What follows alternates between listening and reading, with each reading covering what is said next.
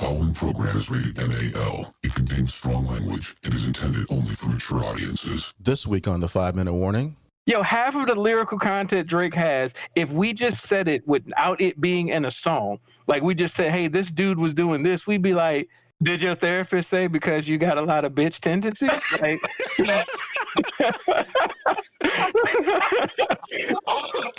Like, like I can't medically diagnose you as one, but you do have a lot of. You might be eligible for some compensation.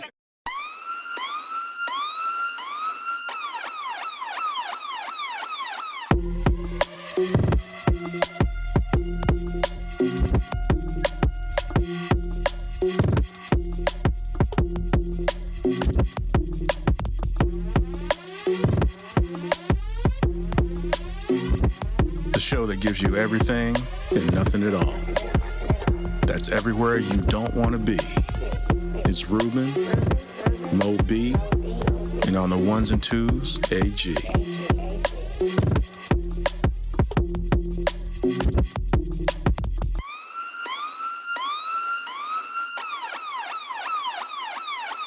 The 5-Minute Warning. Welcome, everyone. Welcome to a brand new episode of 5-Minute Warning. Of course, always, it's your man, Ruben in the house. And of course, yes, there's nothing wrong with your screens. Absolutely nothing. Of course, always hanging out with me is my man AG. What's happening, y'all? How you doing? And you know AG's at the bottom of the screen because this weekend, we got a couple of esteemed guests. The first, of course, who is here, my man, my mellow, my mentor, Marcus J. What's going on, brother? Yo, what's happening, brothers? How y'all doing? Good. Man, It's good to see y'all. Fat and black, Yes, baby. That's all I do. Fat and black. That's how I do it. As you're very fat, you're very black. That's right. Not much has right. changed. Wow. And as you just Jay saw, Grizz, popped what's into up? the screen.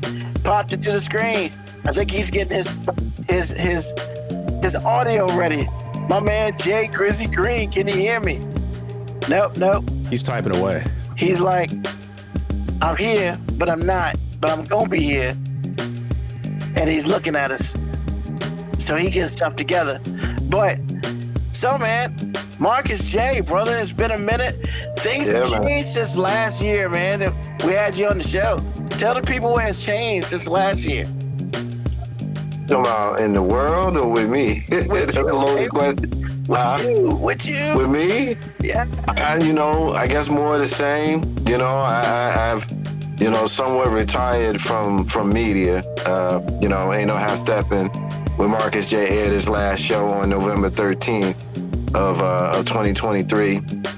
At the time, it wasn't planned. It was intended to be a brief hiatus, but sometimes things kind of work themselves out without you having much input in them.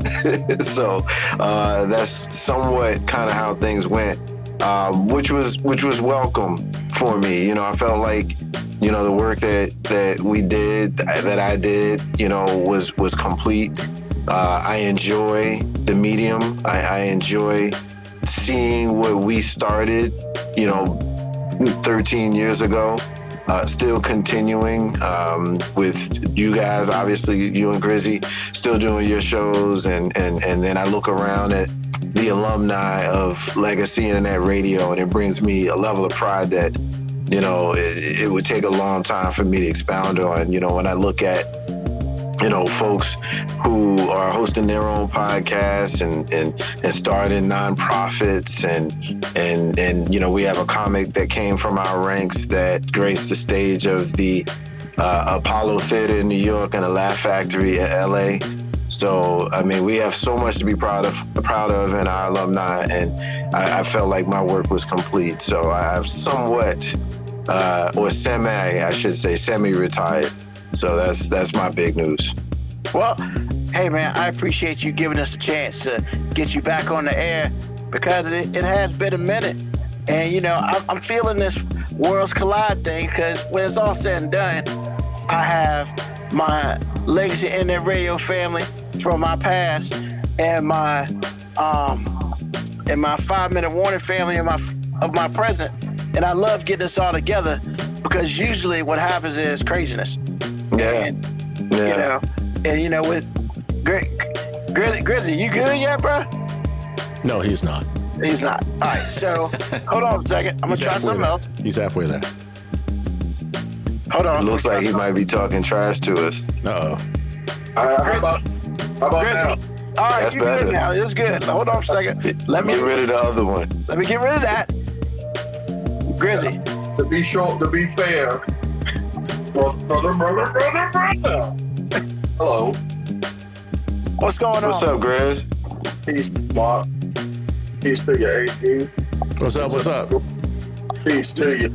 Something going on with your volume. If you can make your volume, Grizz, a little higher, that'd be perfect. That was I was about to tell him. How about now? Nah, man, a little bit higher than that, bro. All right. Peace. We putting them through so much, fellas. But you making me shake my whole tail feather. How about now? Same thing. Yes. But we'll manage. I'm sorry. I mean, maybe it's just my mic. How about I do this? I'm gonna just grab the phone, take all that backdrop out, and just talk right into this. Which is kind of what I'm doing. So you nailed it. Yes, sir. Thank you, Marcus. You got it, brother. Poor AG. AG is just he's AG actually is having a a whole little bit. already your disposition, brother. You are having a whole cow. No, I'm not gonna say that. Automation is my friend, sir. I already know what I was gonna do before I started it. And it's not mine. So, hey, there Well, you you and I go. are apparently different, so it's all good. Peace to everybody. Peace to you, brother. So Jay Grizz, man, what's been going on since last year? You know, Oh wow, it's been a year. it's been a year. A lot. Grew. I mean, first we celebrated Marcus going a certain amount of revolutions around the sun. That's right. Yeah, you notice I didn't say that when I gave my speech that I turned 50. I won't go put the number out there. Nah, if you gonna bring it up, don't mess around with it. Go on and say it expeditiously. So maybe in the last year, though, I mean, it was good to see Mark bask in his glory, taking those shorts, just jumping on. I'm enjoying these Gen X days, bro. That's what's been going on for me in the last year. All right. AG, man, how you doing, brother? Good, man. Been quiet week. Quiet week? Yeah. Holy crap. What's that about? Nothing really, just chilling. Ain't nothing going on. That's a good thing, because I like uneventful. Because when things start popping off, anxiety levels, man, I ain't worried about that. It's going to come. I ain't worried about it. So right now, I'm enjoying this peaceful. I hear that. What's up, Black Morticia Adams? What's going on? Black Morticia Adams in the house. A regular listener. Thank you for listening again. Yo, I mean... Oh, before you get started, Rube, I got a couple questions. Uh-oh. Yeah, Marcus, what do you like about retirement? I don't know how to do it no more. You don't... What do you mean? I mean, that's simple. I don't have to do it no more. Oh, you don't have to do it anymore. Okay. Yeah, and I said it very abruptly to kind of make the point of it got to be work. It was no more like fun, so I don't have to do it anymore. And that's the short answer. The longer answer, then the more grown up answer is, to be honest with you, I got to the point where I was shouting in the wind. You still got people walking around thinking Donald Trump is a good choice and Kamala ain't black. I don't have the energy to argue with those people no more. I don't. Can we talk about real stuff, or are we going to talk about nonsense? Yeah. And it just got to the point that a lot of the larger conversations were beginning to delve into the nonsense. And then it got to be work, and I just didn't want to do it anymore. Is there anything you miss about it? This part. Okay. Like, as Grizz can tell you, and Big Rube can tell you, all I ever wanted to do was the work. Like the work of talking to the people. That's all I ever wanted to do. And so when the administrative stuff started becoming a bigger part of it, it kind of took some of the joy out of it because it, like, Legacy in that radio never really was supposed to be born. That was born out of the drive of creating an avenue to do the talking, right, and the advocating and that kind of work. So do I regret it? Absolutely not. Like, absolutely not. Like, I'm glad it worked out the way it worked out, but you know, I just got to a stage in my life where there were other things that I'd rather do. So that's how I got here. Well, my next question is to Jay Grizz, which is, I wanted to know what he likes about being the band leader as opposed to being a hired gun. Yeah, what is it like to be... You're the guy now, so what's that like? He started off the guy. He was the guy when we started. Oh, really? It's a different stage. I mean, in the beginning, I was launching the radio internet thing off of stand-up.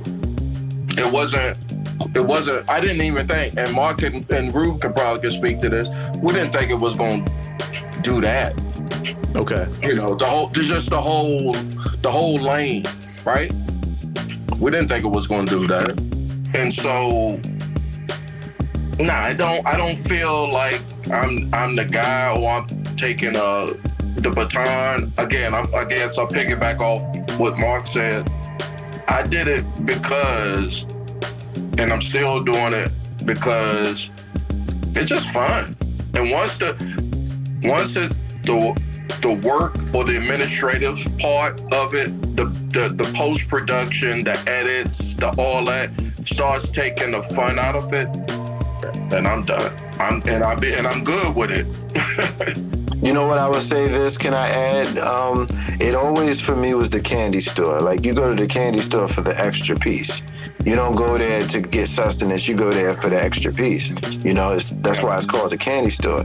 So it was just always the spot in my day or in my week that I knew I was gonna get to hang out with my friends. I knew that I was gonna have an open and fair outlet to say what I wanted to say because I created it. Because I wasn't gonna get it nowhere else unless I created it.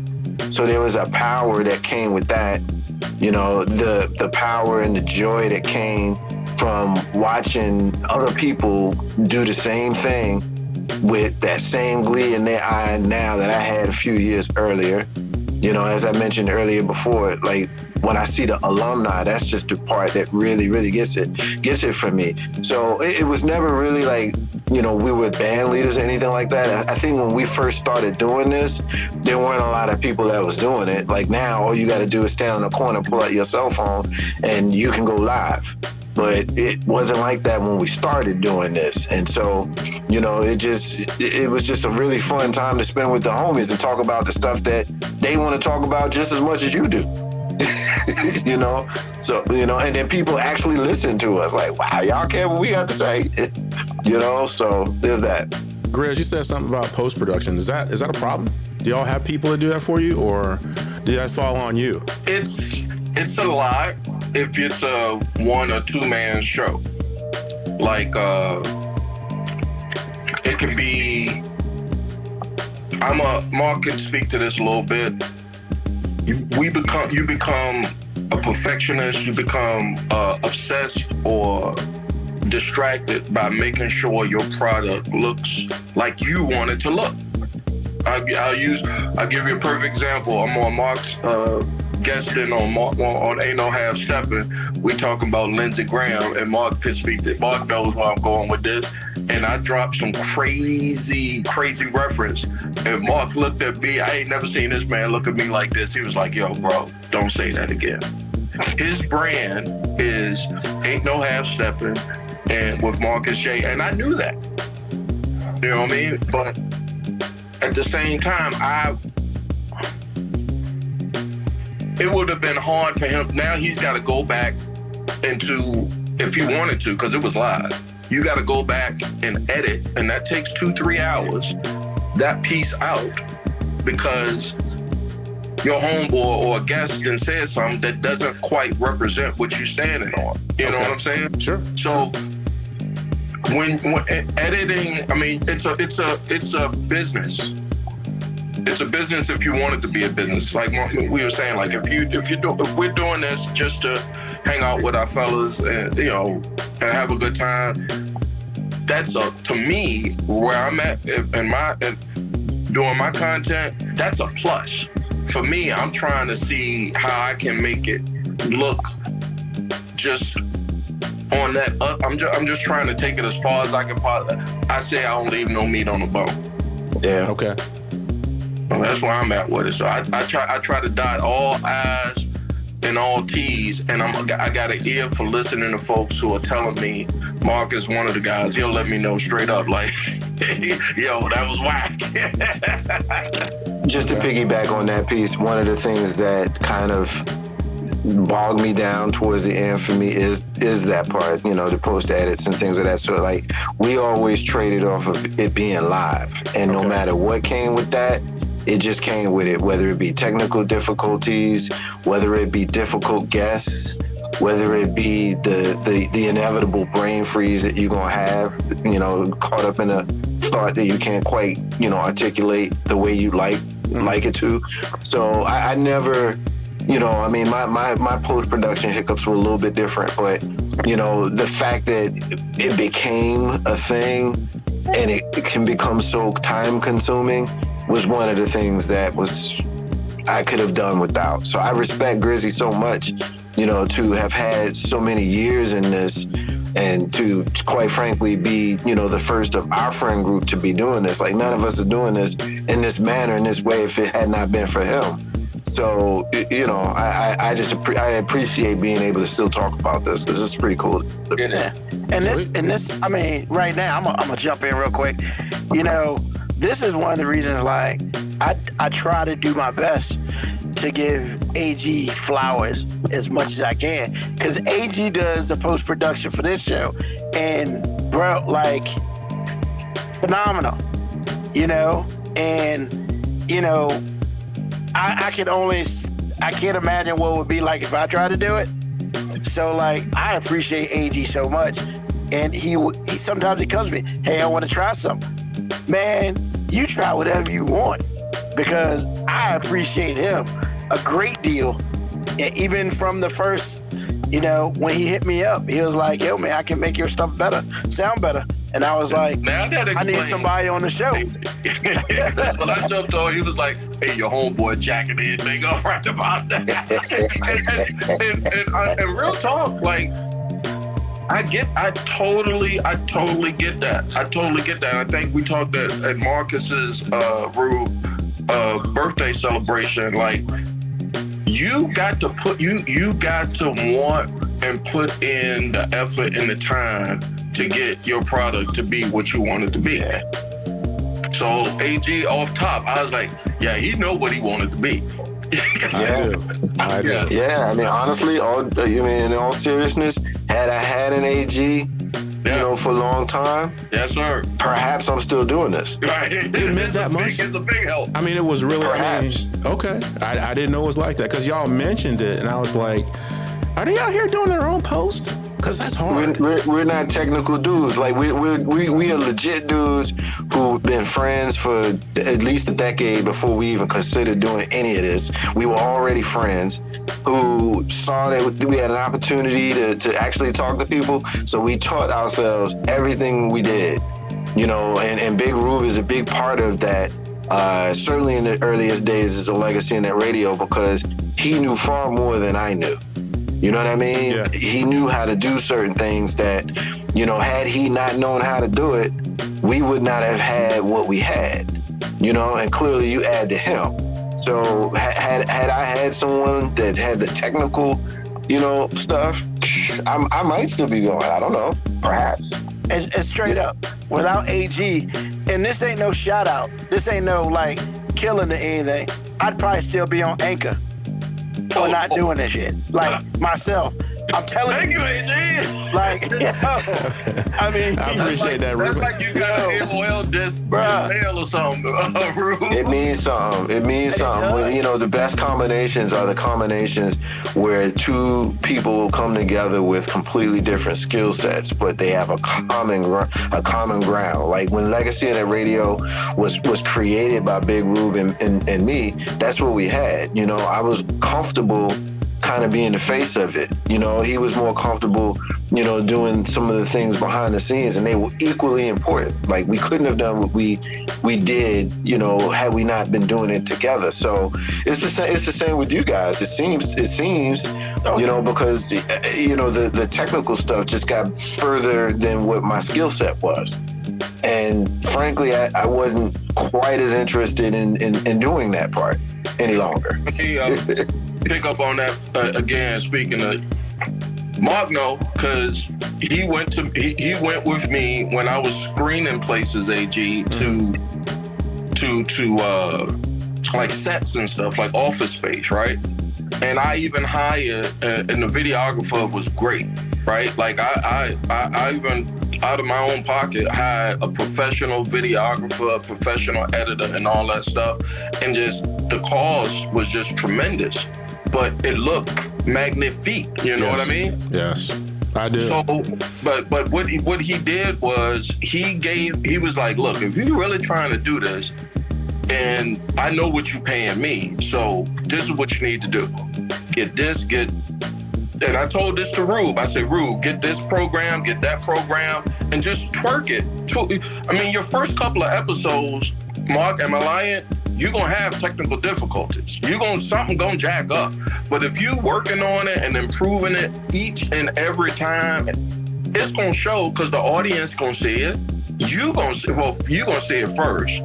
The audience is gonna see it because your numbers are gonna go up, you know. And the last thing for me, like, I'm just content. That's all I wanted to do. I just wanted to be funny on air or talk about things with the homeboys. But then when I saw all of this, I was just like, oh my God, I don't want to deal with it. But now that I'm in it, it's like picking up a golf, going golfing for the first time. It's like, you like, yo, I don't really want to rock with that. But then you like, yo, it's a challenge at this point. Like, I want to perfect it. So yeah, it's I'm going to do this until it ain't fun no more. Right. I get that. Thank you.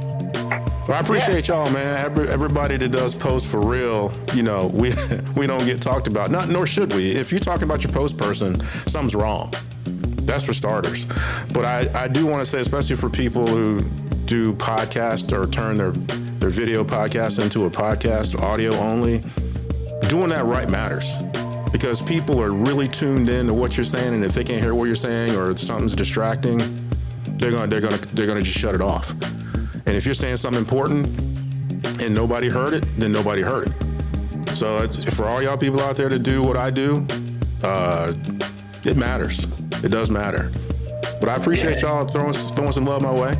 Ruben always does. Yeah. So yeah, it's kind of cool. I never heard that from people who create content talking about posts. Knowledge or love? What? Ruben ain't throwing knowledge to you, brother. Hell no.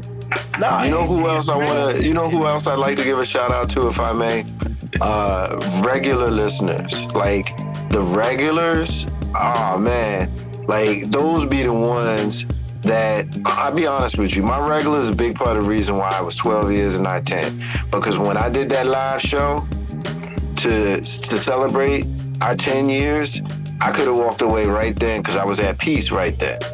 You know what I'm saying? But we continued for a couple more years, and it was largely because I would get people, we take a week or two off, and my phone's ringing like, yo, you ain't do the show tonight? Why you ain't do the show tonight? What's up? I was looking forward to the show. Like, I set my weekend I set my night for the show tonight, you know? And people, so I know you got regulars like that. I know you do. And so peace to your regulars and peace to the folks who come to listen to your show every single week, and the ones who may not have the opportunity when you live that pick up during the week and catch up. Peace and love to the regulars to this show and all of our shows combined. Peace. Oh, most definitely, man. I mean, our regulars, we love our regulars. I feel like some of our regulars know me more than I know myself. Like, But hey, that's what we do it for, you know. Because trust me, I could have been on Anchor. I don't know if I did it for 5 years, but damn it, man! Like, man, that first episode, bro, I was like, come on, bro. Yeah, I've seen you at family gatherings. What are you doing right now? Yeah. Boy, oh man. Look, man. Look, when they, I'll just say this, and then we gotta move on. Hey, look, people, if there's stuff you want to do, yo, I'm telling you, if you know people, you don't have to do everything by yourself. Get help, or if somebody offers you help, take it. Say yes. Take it. Lord knows, say yes. 2024, man. It's hard to do. Man. And you know, it's just because look, when it's all said and done, I can only talk about myself for so long. I'm lucky enough to have 2 other people who talk about me. Probably so much fun. As bad as I would talk. And see, listen to that. So much fun. I mean, you kind of bring it on yourself though, man, but so much fun. I mean, but he couldn't make it? Nah, he's always fashionably late. But I know he had a meeting today. I know he be running on some CPT time. Oh, Jesus. I mean, you know that. Well, since he's not on the show right now, I can say this. I can't say it in his presence, but you know, Johnny Franchise can show up late and it's cool. I'm just saying. It's cool. You got it like that? He does. When you can make all the throws, you show up when you want to, sir. Oh damn! He QB1 Exactly. Okay. Hey man, he won't let us call him the franchise because we used to call him the franchise. Used to irritate the crap out of him. But I'm saying right now, if that guy's missing, we have a different show. I promise you, we do. So he can be late. So first of all, you know, shout out to Black Morticia Adams. She gave us love at the beginning. Shout out to Britt. That's Jay's co-partner on Taking Those Shorts podcast. Nikki, she's right. It's no longer fun when you're trying to protect that brand. And I mean, you know, a lot of us get into this for different reasons, but then you realize that, oh shit, like this is what it is, you know. So, and I would definitely say on this show, we have probably remade ourselves like Chris Jericho at least 5 times. Like 5 times? Okay, at least 3. Definitely at least 3. We've changed some stuff because we used to be a PG show. Now we are. I think when you know what, when our show changed for the better, and it changed fundamentally when Moby got a microphone. We got a microphone. We could hear what he had to say. It was over.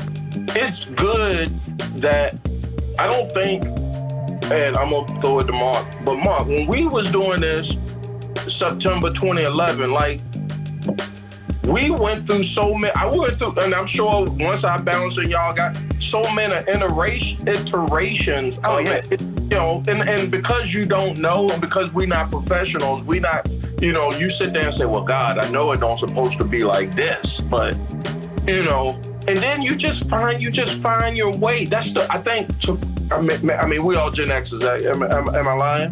No, we are. Nah, you're good. That's the beauty in where we are at the stages of Black men. Like we probably have made all the mistakes we gonna make in our lifetime. If you still making mistakes out here at our age, I don't know what to tell you about you. I don't. Not wrong. Very, very interesting way to make an awesome point. Like you 18 or 25, I don't know what to tell you. But yeah, we can appreciate those ups and downs. When B contested this, if he in the comments, for about 15 to 20 episodes, I couldn't get the transition from the intro to the mics. Hold me up. Even if I had a great even if I had a great episode, it tore me up until now I got it. But it took me another 50 episodes to get, you know what I'm saying? It's okay. Yeah. It's okay. I think the different itinerations for me came as I kind of aged myself. Like, you know, Grizzy mentioned we started doing this in September 2011. I was 37. You know what I'm saying? I was, you know, my child was younger. You know, my lifestyle was a little bit different as she got older, and you know, as the show began to mature. You know, I've enjoyed with it. I mean, I spent my entire 40s, all of my 40s behind the microphone, all of it. All of my 40s I spent behind the microphone. So, and that was a decade, you know, if you understand the different 7-year maturity blocks that men have, you know, 42 to 49 is an important block. And I spent all of that on the radio. So I'm shifting, you know, I'm changing. You know, we are right in the middle of Barack Obama's presidency when we start, you know, and we come all the way up to Trump, you know what I mean? So the country's different. You know, our motivations is different. You know, we did radio through COVID, then January 6th. You know, I discovered yoga while I was doing radio. So for me, my show always took on my personality, how I was feeling, what was going on with me. It was called Ain't No Half Stepping with Marcus J. I'm Marcus J.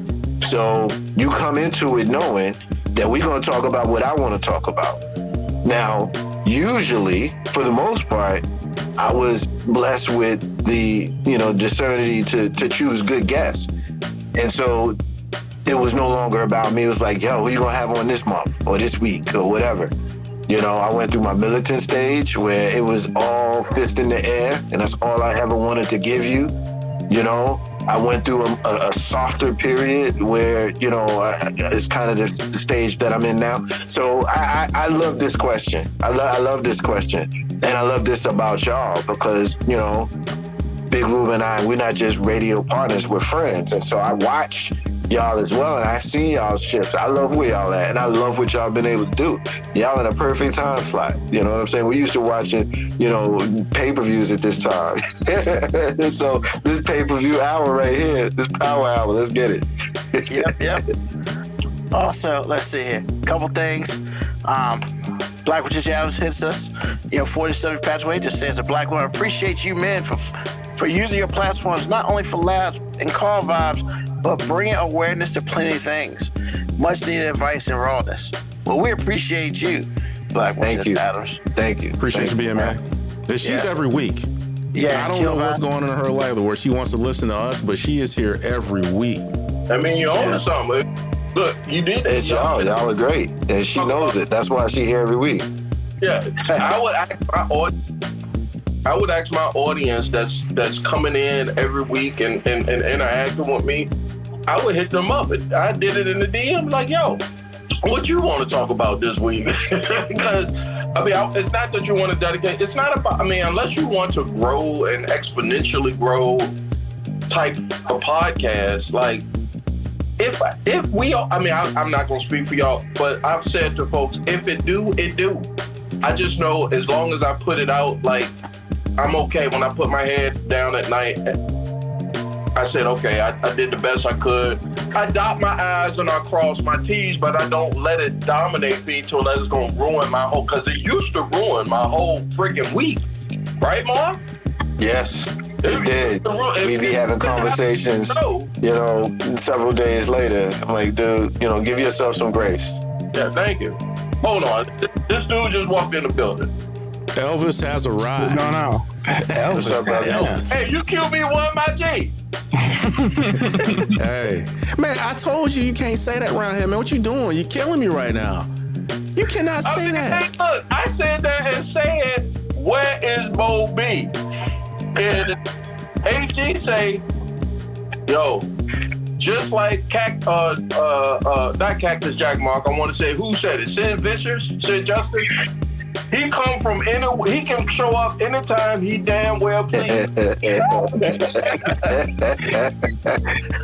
said, hold on. Hey, I'm not late. Y'all niggas just early. And this is why he can show. Hey, Grizz. This is why he can show up late.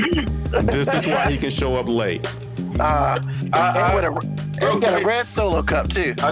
Real quick, I gotta give Mo his flowers, because when y'all came to the spot, I immediately saw what time you was on. You with the shits.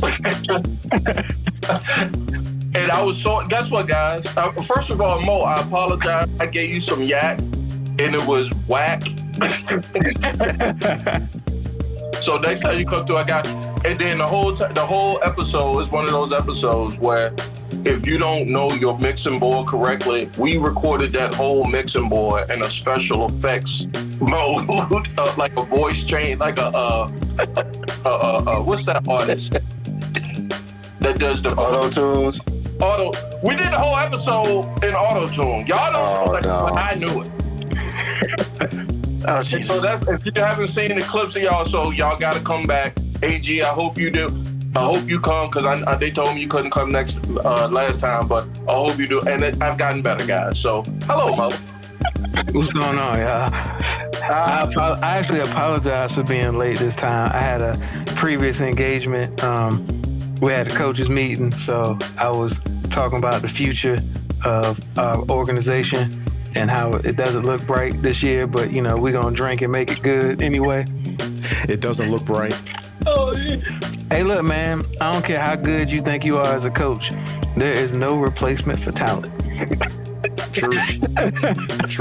I got what I want to say, but my son's midget team was 1-8, 1-9, 1-10. But they was, I'm gonna tell you, there was some bad Jones out there, though. Jeez. So, by the way. So yeah, and Brent said Moby does his thing. So, one more. If Marcus J wanted a MJ 45, we know a guy for that poster. I appreciate it. That would be AG. I've offered in the past. The offer still stands. I'm not trying to drag you out of retirement, but I'm just saying I got you. I appreciate it. Thank you, man. That's a wonderful sentiment. Thank you. And Blackmore Tish Adams said, "Baby, I'm at work every Sunday night. I got y'all hooked to the speaker. I got my whole unit ready for 9. We love it here." Regulars, man. You got it wrong. Yeah, man. That's awesome. That's awesome. OB, peace to you, brother. Peace to you. Happy retirement, man. Thank you, brother. I was talking to Ruben before, like earlier this week, and I was just like, yo, man, like, I know we don't talk about it, but we are 100% descendants of where you and Ruben started. The whole legacy, internet, radio, and everything, man. I'm like, yo, man, we are. That's an ancestral type platform to me, and I will always hold it in high regards like that, man. So I'm glad you're enjoying your retirement. But if we can get you out here to do this every once in a while, you get to make them WWE Hall of Fame appearances. Man, I appreciate that. It's funny that you make that analogy because, we all do speak wrestling. We speak wrestling, absolutely. So I know the praise that you just heaped upon me in as we speak in kayfabe. So thank you. I appreciate that, man. I never really thought of it that way. I appreciate that you guys kind of creating the link because there clearly is one through our brother Ruben, and I shared love for him and respect for him. So and I like y'all. It's I think a lot of times these shows really work when you look at the talent and you look at how they rock with each other, and y'all guys get along with each other, y'all like each other, and that comes off. You can feel that, and you want to be a part of it. And so that's why when y'all call me, I'll come. I love to be with y'all, and I enjoy the camaraderie, and quite frankly, I do enjoy knowing that we all come from the same crew. So peace to you on that. Thank you, bro. Question for you, Marcus. I'm sorry, Ruben. I know you're trying to move forward, but you good. Y'all brought up something, and I wanted to ask you directly how this fits into your life, how you feel about it. But you do have a legacy, right? I know it was legacy internet radio, but you have actually created a legacy that's growing tentacles and branches. How does that make you feel on a day-to-day when you can turn on the radio, turn on your phone, turn on your computer, and see yourself? You know what I'm saying? How does that make you feel? Prideful. Is that heavy? Prideful. Okay. It makes me feel very prideful. When I go places with my daughter and I see people that I know, and I greet them or I talk to them, it's just like, man, you know everybody. Like, nah, I really don't, but I kind of do, because I turn the news on, I turn the newspaper on, I look at my social media, and I see wonderful people doing wonderful things that I met at Legacy Net Radio, whether I was interviewing them for something or they were a guest on my show, or they were a guest on someone else's show. Like I interviewed, a congresswoman, Abigail Spanberger.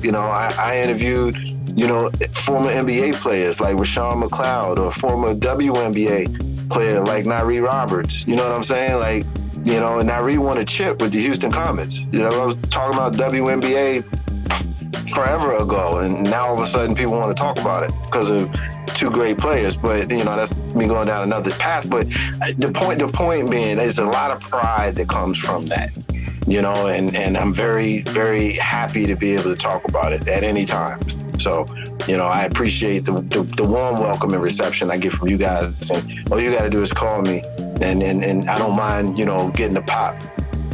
That's what's up. That's what's up. Appreciate you, man. Thank you, brother. Thank you. All right. So, this episode, we decided to do some different stuff, but we had to bring up my 5 in the house, and the topic we've never done before. So, I feel like everybody's going to have at least one of the same my 5. Now, after that one, I don't know what everybody else going to have. So, this week, the My 5 is the best 5 booty songs of your opinion. And so I am going to not start myself. I'm going to pass it. Let's start this joint off crazy. Jay Grizzy, your top 5 booty songs. Talk to us. Rue, Big Rue. Yeah, what's up, baby? Big Rue. Hold on, Mark. Let me borrow something. Big Rue. It's yours, brother. You can have it. Big Rue. Yo. When you sent me that joint this morning, first of all, I immediately swiped and was like, I ain't fuck with that. The closer we came to airtime, now I'm on my iTunes, because the way I'm listening to music right now, I really haven't listened to that type of music in quite a while. I'm gonna be honest with you. But as soon as I typed in, and the algorithm will let you know that you was on one, I'm gonna give you number 1 or number 5. Ignition is gonna be controversial, but it's Ignition by R. Kelly. Now, hold on, let me explain. Let me explain. I know, AJ, I know. This is a spontaneous answer. I did not take a lot of thought. It was just what the algorithm was giving me. And you got to understand, this is before all of that other stuff came out on this guy. Back in 2002, 2003, when I bought that album, 12 Play and Chocolate. Usually I don't do this, but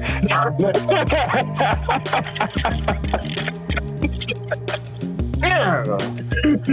Okay. So it took me back to, and you're gonna have to, after I do my 5, and then you're gonna have to come back to me, Rue, for the 4, 3, 2, 1. But when I put that song back in, because I did a show years ago about we canceling that dude. And then I was like, yo, I went back and listened to it, and I was like, there's a reason why I was rocking with this. Because back in 2002 and 2003, I was out here in these streets listening to booty songs, and women were doing stuff to me, to that song, and it took me to a place. So my number 5. Oh my God, man. You asked, Ruben. You asked, I'm telling you. Jay Grizzy's number 5 is Ignition, not the remix, just the first song off the album, Chocolate Factory. Yeah. All right, hold on for a second. So let me get the one that should be on everybody's list out the way. We don't need to talk about it. I'm just gonna mention it. Back that ass up by Juvenile. If that's not on your top 5. At the concert, remember, Ruben, Juvenile. Not on my top 5, so we're Juvenile good. said it's the greatest love song ever made. You did say that. Yes, he did. Hey, well, if my woman breaks down, back that, then it's number 1. It's a hit. Marcus, that bothers me that it's not on your top 5. It's not on my top. No, AG said it's not either. Something's wrong with you. I have other songs on my top 5. I can understand Not that being one. on the top 5, but we just gotta understand that it's one of the most unifying songs ever. I would agree. I've talked about that before because when that song come on, when you first hear that, doom, doom. I don't care what age that woman is, what nationality that woman is, they come together for one song. What's going on, Jeff? How we living today, brother? Appreciate you joining the show. All right. Black I gotta put this up here. As soon as Ruben said that, my hand went to my knees. You know what? Get up. I see her ad on the screen above over here. But shout out to her. I know she y'all fan, but she finna be a fan of Jay Gray. All right, Jay, come on, man. We got 4 more to go, brother. We got 4 more to go. I'm gonna hit you real quick, and I'm gonna be real honest with you, Rube. When you sent me that, I went to Ignition, and then I said, wait a minute, I can't play myself. I know who I is. I know where I'm at in my life, and I immediately went to Love Song. I know y'all, because we got 4 other brothers here. Y'all sitting there saying, we talking booty song, but immediately, when I think booty, I think love. Really? Yes. Okay. I am the most booty. one-dimensional dude. I don't think those aren't synonymous, sir. I'm sorry. I ain't take love at all. I think love. I love songs. Hold on. Let me be I clear. don't have any other songs on my list. I just think ass naked. That's Maybe because I wanted it to be a love song list. You really did. All right. What's Yeah, your I think that's what it is. All right, so real quick, off the top of the dome, because I'm going to blow my list off. Pause. Luke, look at that girl with them Days of Duke song. hey. Yep, that's a good Forgot one. about that one. Classic. Juvenile, back that ass up. Uh-huh. I'm gonna do that one. The joint that came on BT Uncut with Nelly. Tip drill. Is that the credit card? Is that the? That's right. That's the credit card swipe. Must be ass because it ain't your face. Yeah, buddy. All right. That's 4, right? Or 3? I don't know. But all I can think about is I'm going back there real quick, Rube. Yeah. 2 more. 2 more. Yeah, 2 more. Nah, he had Ignition. He just got one more. Oh, so we got one more. One more. Thank you, Mo. That one more, John. It's a back cut on NWA.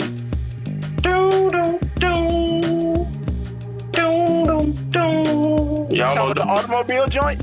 Yes. It's a dirty song. It's not a booty song. It's not a booty song. I'm thinking. now. It is a dirty song, though. Booty. Hold on. It's not a booty song, but you want booty while that song is playing. Grizz, I gotta ask you a question, man. Yes. It seems like all of your entries are a pathway to the booty. It's not necessary. Is that true? Okay, because he's not giving you songs that are explicit booty songs. He's giving you because he said it. He said it. He led with it when he was like, "In my life at that moment," because the booty songs do have a moment in history. They do, and so it's just like in my life at this moment, I was this person. So all of his entries, whether they're booty songs in particular or not, lead him to the booty. So I accept that list, sir. That is 1,000% correct, AG, and for that, I thank you. You're welcome, sir. Well, thank you, Jay. So hopefully Nikki didn't take one of y'all's that Shake That Monkey with Too Short. Oh, Lord. I forgot about that. Shout out to Nikki on that one. That's a good one. That's a good one. Conservative. Respect. That's a good one. All right, AG. Well, What's I only your had five, because see, I started this whole thing this afternoon like Jay did. I was like, this is the dumbest question ever. It's like, what in the world? Man, come on, this is lazy, Ruben. This is lazy. But then I started because the song that came to mind first. Because I don't spend a lot of time. I listen to a lot of sports radio, a lot of podcasts. I don't spend a lot of time listening to music necessarily. So the first one that came to mind was Sir Mix-a-Lot. That was the first one. Baby Got Back. Right. I mean, I think I got that one on my list too. Okay, so and I don't think it's necessarily good or bad. I just think it's mainstream. It's just like everywhere. And then I was like, I only got one, so I was like, F that Ruben. Stupid ass question. So then I was like, no, wait a minute. Then you got into it. I did, just like Jay Grizzy. I was like, okay, wait a minute. So actually, this should be my number one because I liked it the most, but Rump Shaker. James on Teddy Riley. That song, because I think it was like, what, 91 or something? That song was on all summer long. That like song 93. to me, because it's not necessarily just about booty, it's actually a great song. And so that's the first time we heard Neptunes. That's Chaz playing the saxophone. Oh, really? I didn't know that. And Pharrell wrote Teddy Riley's lyrics to that song. That's the first real appearance of the Neptunes. I had no idea. Check baby 1, 2, 3, 4. Check baby. Check baby. Anytime I hear that, I drop what I'm doing. I'm not even a woman. And that was on my list as well. Yeah, no wonder how did I do that? And then back that ass up, and that was it. That's all I could come up with. But Rump Shaker really is my number one. The only reason it's not my number one is because it wasn't mainstream enough for me to just like booty song and instantly think about it. But those three, yeah, I would say those three. You gotta get to AG. No, I don't. Off the dome. Well, actually, the first thing I thought was my favorite booty song is When My Wife Walks Away. That was my first thought. Because that's the best booty song ever. Shout out to Bula. I got that on repeat, sir. I got that on repeat. Let's see, what's another one? I don't know another one. I guess that's the one you really need to know. Exactly. Okay, that one is good for two. Okay, my man. That's what's up. All right, Marcus J, what you got for us, brother? All right, so we shared the Mix-a-Lot song. That was the one that I thought that everybody would have when Juvenile came up. So I got that. There's a Lenny Kravitz song that he has with Jay-Z called Bungie Drop, where they talking about the booty on that song. I like that song. If you like Lenny Kravitz, I got to hear that. Definitely check him out. Shake Your Thing, Salt and Pepper, and whatnot. It's always nice to have ladies talking about the booty song instead of us singing them. And then of course, Big Old Butt with LL Cool J. Oh, I thought you was gonna say who was it in It was EU off of Yeah. I thought you was gonna say EU when you said that. I thought you was going go-go. Wow. Oh yeah, I forgot about that. Hey, that That's could be on my my list. They on the same song with Salt and Pepper. That could be my okay. Y'all literally made my list. Y'all have already named almost everything on my list already. My bad. Yeah. Is that 5? That's 4. I think. Was that 3 or 5? 3 or 4? I think that was 4. Because you had backed that thing up You already. gotta get one on. And doing the butt. EU doing the butt. Doing the butt. Shake it. Yeah. That's Ain't my nothing 5. wrong. If you want It's gonna do the butt. Do you know what was always cool? If you knew a girl who had the same name as the names they was naming on that song, and she actually did have a big old butt, and then you say it to her, she get mad because you talking about her butt, but then you could just be like, no, I'm not talking about your butt, I'm just saying the song. That's awesome. What about the dark side of that, Marcus, is you know a girl that has the same name as a woman that was mentioned in the song, and she doesn't have a big old butt. Yeah, It's just that's sad. even worse. Now somebody just put something on the screen, right? Yo, that Bootylicious song, I forgot all about that. Me Man, too. my I wife did. would tell you when that song came out. Yo, I used to love that joint. She looked at me like, why do you keep putting Destiny's Child on repeat? It was just something about my body, so booty. Like, she loved that song, man. I forgot all about it.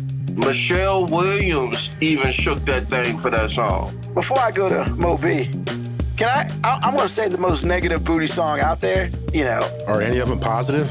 No, negative as in, why are you singing this song? Oh. My Humps by freaking, You don't like Black that? Eyed Peas. Fergie? Bro, I like that song. Fergie got no ass, bro. Fergie got negative ass. Well, Negative. you're not wrong. But that's a great song, though. My lady? And in her defense, she's talking about all the lady bumps. She really is. Fergie, really? She ain't got no ass. Brett Malone, Big Booty Hose, by Notorious B.I.G. Yeah, B. I feel like they stole that from Two Live Crew. Big Booty Hose. Okay, I'm done. He doesn't have any more. I mean, I'm officially all 5 of my. All right, so I'll just go ahead. No, you got to go off the top of the dome, Mo. I mean, I'll tell you what mine were. Doing the Butt was one of them. Ow. Sir Mix-a-Lot, definitely one of them. Big Booty Hose, Two Live Crew, that was my other one. Another one is not necessarily synonymous like for a booty shaking song, but like every time it comes on, I just remember like it was the pool party song of like the Ever Ghost Town DJs, My Boo. When that song when that song come on, Yeah, that's the joint right there. yeah, when that song come on, like it's just like you know what time it is, man. Yeah. Like, Everybody like that song, yeah. Go ahead, bend over and shake it, girl. I wouldn't even trust somebody that said they ain't like that song. Yeah, Like, what do you hide, bro? What do you hide? it's a character flaw. It's a character flaw. Character flaw. Yeah.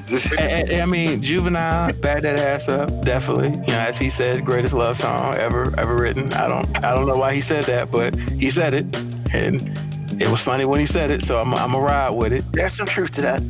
Yeah, I mean, and Rump Shaker, man, the first appearance of Neptunes, man, that saxophone let everybody know what time it was, man. You heard that saxophone at the beginning. I got an honorable mention. Okay. For the new age cats, these babies out here, I think either Meg or Glorilla or one of them other things say, oh no, Sexy Red.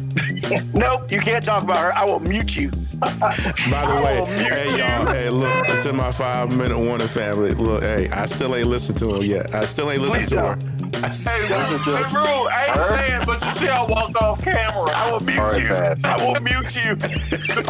Hold on, we gotta be fair to her. We gotta be fair. No, we don't. No, we don't. Dude, No, we don't.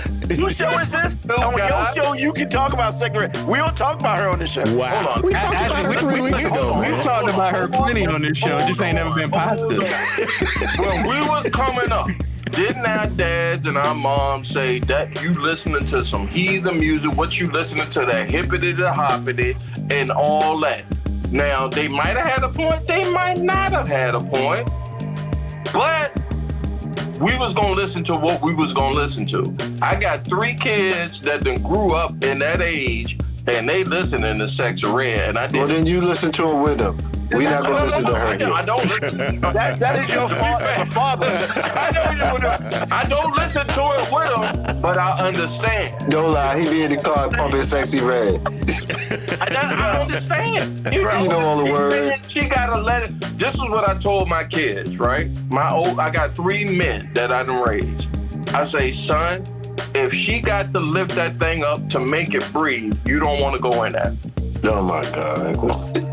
First of all, the fact that your kids listen to Sexy Red and they grown ass men, that means like if they bring it up, that deserves a slap in the face. Or We've all been there. Don't do that. Well, no, that's not necessarily true. No, Ruben. I'm gonna say that is disingenuous because young men at that age are slaves to one thing.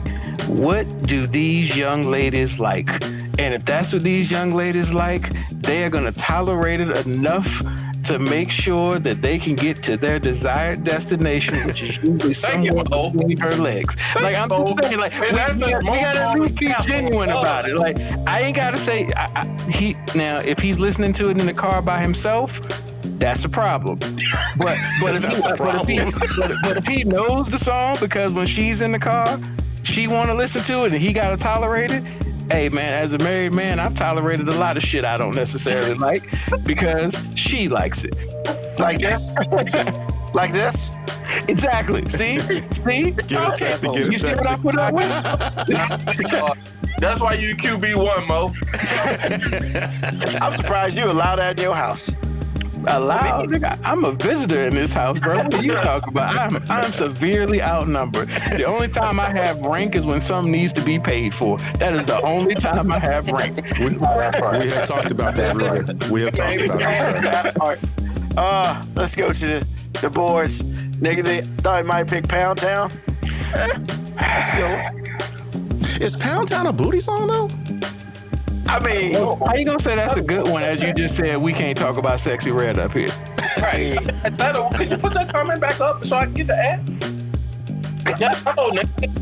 Yes. yeah. For 3 minutes.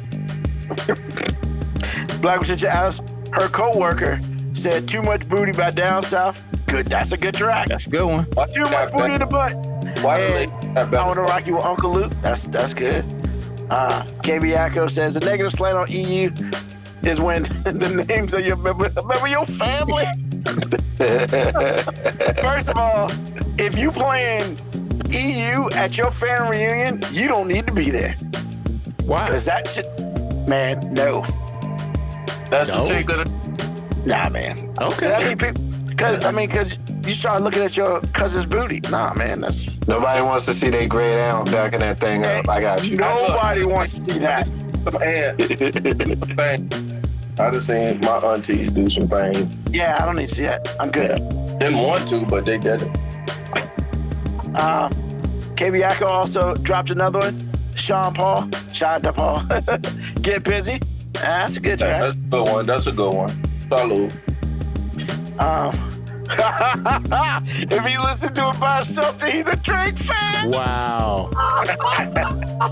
Man, we gotta stop killing Drake, man. It's No, we don't. No, Hey, I'm gonna tell you, real talk. we don't have to stop listen, killing Drake, man. You know I how have Drake heavy in my playlist. I will admit. What is wrong with you? I know. I get. How are you my friend? Once that song came, once the first song came out by Kendrick Lamar, I immediately stopped listening to Drake. Like I just immediately, I say I can't let that when it come up in my play. You know, if you listening to whatever streaming service you listen to, and Drake come on after you heard, that's how I know that this song killed that dude, in my opinion. But once I heard Kendrick Lamar's first Drake diss, I couldn't listen to that dude no more. So yeah, it just made me change my whole demeanor. I had to check myself. man, Drake been winning for over a decade. So having 90 days of shame, man, I ain't feeling bad for that dude. Like, yo, you know what I'm saying? I'm actually impressed. I'm gonna say I'm actually impressed that I'm impressed that we've had 90 days focused on any one thing. In this age, usually something can happen and we on to the next thing. It's almost like doubly impressive that this dude has been getting dissed for like 90 straight days and we're still paying attention to it. Like, Drake is waiting for something bad to happen somewhere so y'all can forget about him. He's like, could y'all please, could I'm there doing be, this all day. yeah, he's like, could there be something to happen? Drake just needs everybody to shut up, and right now it just ain't happening. And yo, it's about to be terrible for this dude. HBCUs done got a hold of these songs, so now even though we were slowing down on the Not Like Us, you know it's gonna be on Saturdays. Band's gonna be cranking it. He about to get dissed in real time again. Bruh, I saw a meme, and I guess they played Not Like Us at Kamala Harris, one of Kamala Harris's things. And the meme had this white dude rapping the whole song. And I was just like I'm sick of hearing it. Like, I was sick of hearing it before that. And I was just like, yo. Oh, Nikki D 424. Kendrick has united the world in pettiness. Yes, yeah. And trust me, I even got the Afro Beats Drake album on my joint. I was Afro Beatsing it with Drake the whole time. My wife was like, I think you a whole bitch. But once he put that song out, I was should have listened to your wife then. Yeah, I should have. She was right. for the moment, because when I get in my feelings, I gotta listen to some Drake. I get into my feelings. Oh God. Let me just say this: there's nothing that could ever happen to me in life that would make me ever want to listen to a Drake song. Like, if you wanted to torture me, if you legit wanted to torture me, you would put me in a room and you would handcuff me to the chair and just play Drake songs. I'll tell you whatever you need to know. That's how you torture me. Marcus, that's give me like shoes 2 sizes too small, I'll wear them all day. Wow. Just don't make me listen to Drake. I have some coins, motherfucker. I had the coins. Just don't make me listen to Drake. Please don't. Good music. Hey, Marcus, that's how you get me. Like, you see me in the interrogation room, like, the Freedom wouldn't even do it. Just don't make me listen to Drake. Did this man say the Freedom won't do it? Just don't make me listen to Drake. Did he deny Freedom? Hey, Grizz, let me tell you why. Because Marcus is a real man. And real men do real man shit. You know what? We cry on the inside like a winner. You know what I'm saying? We go in the shower where can't nobody tell. We don't go on Instagram or on whatever social media platform we have and say a whole bunch of questionably bitch ass shit. No, I won't do that. But that's what Drake albums are.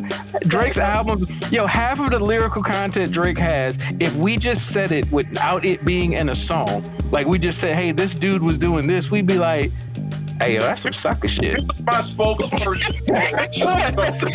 so here's Drake was my spokesperson for a specific time in my life. And you were light skinned you were light skinned one time? You were covering light skin. I knew it was coming. Feels colored. I don't know what he was on, and I don't know what. Look, he made me when I went to therapy. I said, "Bitch, why I'm listening to Drake?" Yeah, you listening to Britney Spears too? Oh. Did your therapist say because you got a lot of bitch tendencies?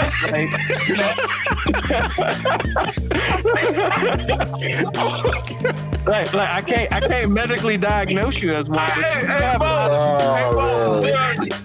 You might be eligible for some compensation. When she did one, she didn't say it, but the look that she gave me, she spoke to me telepathically. She didn't say it, but the look gave me, she was saying, yeah, you might be that nigga. I mean, did she give you a disappointed look? Yeah. Did she just look disappointed? Like, you didn't even know her, but she was disappointed in you. Oh, like, God. She was very disappointed. She was very disappointed. But again, Kendrick saved me. Thank you, Kendrick Lamar. He saved me. I don't listen to Drake no more. I had a girl saying to me, I rebuke the devil. Wow. She said you a bad bitch. Oh, no. Oh, God. Oh, my God. Shout out to you guys, man. Shout out to your host. Wow. All right. Yes. That's enough of that. God. That's a whole 2 episodes. All right. So, of course, I had Juvenile. Miss Fat Booty. Ooh. Bad Most Def. Yeah. See, I don't think of that as a booty shaking music, but that is a fucking great ass song. Yeah, That's a great ass song. Ass so fat you can see it from the front. Yeah. That line alone was enough for me. I mean, the Diamond Princess, man. Pull over, that ass too fat. I'm sorry, I've seen her perform live, and Hey. I can't support anything. I agree with you. That performance was horrible, but that song was mastered years ago when she had an ass. I She saw was Elton. talented. So, Clappers by Wale. That's a sneaky underground crack. If you've never heard that, that's beast. They got J. Cole on, I believe, too. Baby Got Back, and I did have another one. Miss New Booty by Bubba Sparks. I see. I'm gonna protest your list right now because you gave us a list that we all were not super enthusiastic about doing, and then you went and dug into the crates to find your songs. Like you went to B-side songs and hidden tracks for your songs that like we supposed to talk like think about them being as synonymous with great booty shaking songs that you got to explain to us what the fuck they are. Like I feel like if it's gonna be on your list, it should be a song that we can at least identify as being like, oh, I know that song. Well, all those songs are on my playlist. This is a sneaky underground classic. Fill me out for my Drake takes. Hey, I know you might not have heard this, but track 7 on this artist that you've never heard of, that was a great booty shaking song. Like, come on, man. Look, man. He just wanted to flex his. He just wanted to flex his playlist, man. That's you know what I'm saying? Like, this whole question was so he could flex his playlist. Hey, I just got one thing to say. Ain't it fun piling on Ruben? It's fun, ain't it? Ain't no fun when the rabbit got the gun. This how you know Nick didn't watch for a while. He gave the assignment, didn't get y'all a curve. That's what it was. Is that what it is? Okay. That's what it is. Because when you said Bubba Sparks, I was like, bro, wow. Ruben brought them kids about booty songs. I disagree with that. I mean, he But did you say gotta be Wale. okay. I wouldn't go that far. He did say Wale. Kids by booty songs is funny. I mean, that's a joke. Everybody's got one. So, but yeah, it was good to talk because we ain't never really talked about no booty songs on the show. And I figured this group would give me some good ones, which y'all did. So, you know, it is the summer. So if you feel like you need to pretend that you in Miami because it's raining or you can't be outside and shit, we gave you some booty songs to download. I feel like I'd have been so much want to better. wrap up, but anybody know the song "Scarred" by Luke Skywalker and Two Live Crew? Now, Just keep coming, cut keep coming, cut keep coming, cut keep coming. Y'all remember that song? that's the name of that? Yeah. I know the name of it. Right? So one night, me and my wife is out at the club, right? And we ain't hit the 7-year itch yet. So we about 5 years in. So I'm thinking I know my lady. And that song dropped, I said I ain't know my lady. Did she drop to the ground too? Dude. I said, what you know about that? Here's the thing, man. I feel like every woman got a WD-40 song in their playlist. Like they got one song that's gonna come on and they'll oil them knees up one track. You know what I'm saying? That one track. I said, more for Luke in this song than you've been in it for me. So it's funny that you say that because I thought about an old school song like my parents listened to was Doing the Dog or whatever. Parliament? Funky Town? Nah, it wasn't a dog catcher joint. It was like, well, it was something about doing a dog or whatever. And You're talking literally, about Atomic Dog, are you? Atomic Dog, yes. Okay. Yes. Okay, yeah. Yeah, that's Oh, I love shit. that. Anytime that you come on, I really love that song. Ruben, I hate to tell you, but your folks did LSD. I mean, They did LSD. I don't know if they did LSD, but I'm pretty sure weed was smoking. I couldn't imagine Somewhere. Aunt Shirley getting down any kind of way like they that. listen to the Parliament funky thing. I can't either, but I mean, as Ludacris said in Fast and Furious, I had a different life before you knew me. Let's leave it at that. So, let's see. Have them Meg knees for all the 3 minutes, then pain all week at work. It's me. I'm that woman. I'm just saying, every woman got at least one song that, like I said, they go back to the future of them knees real quick, and you know what I'm saying, the next morning they might regret it, but I mean, in that moment. So, sometimes you just gotta earn it, and then you gotta deal with the repercussions later. Which Jay Grizzy did a really good job of spinning us into our next question that has absolutely nothing to do with me because I'm not married, but the rest of y'all are. So the big question of the day is, when did you know that you found the right person that you wanted to be with? We'll start with Mo B this time. When did you realize that your wife needed to be your wife? When she tolerated me. I mean, that's a hard thing to do. I mean, no, you gotta understand what I mean by tolerating me. Like, she met me in my prime doggish, hoish activities, and she tolerated me. and then interested me enough where I didn't keep doing those same things.